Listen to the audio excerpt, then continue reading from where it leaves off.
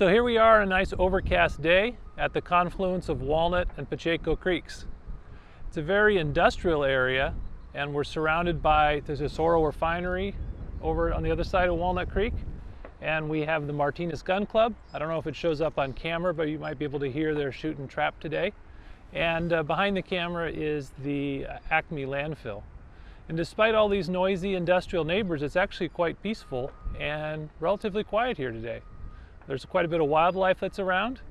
There's some red-winged blackbirds fluttering around in the reeds behind me, and there are some other ducks and shorebirds enjoying the wetlands that are out here.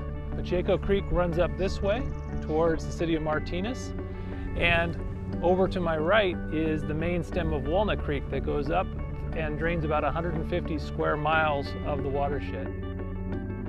The Corps of Engineers built this levee in the 1960s and channelized both Walnut Creek and Pacheco Creek. And the Flood Control District now is in the midst of a community-based planning process to try to figure out what this channel will look like in the future and how it could be more sustainably managed. Our desire is to make this channel into a sustainable creek, one that provides an appropriate level of flood protection for our neighbors and can be operated in harmony with the wildlife that calls this area home. In this watershed, the creeks are flat and move more slowly. They're also influenced by the tides, and these processes bring in and deposit a lot of sediment.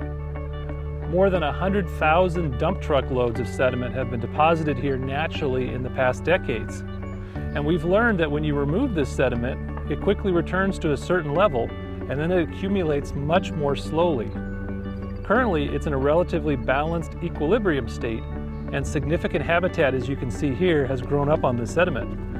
In essence, the creek is in a process of healing itself from the past management.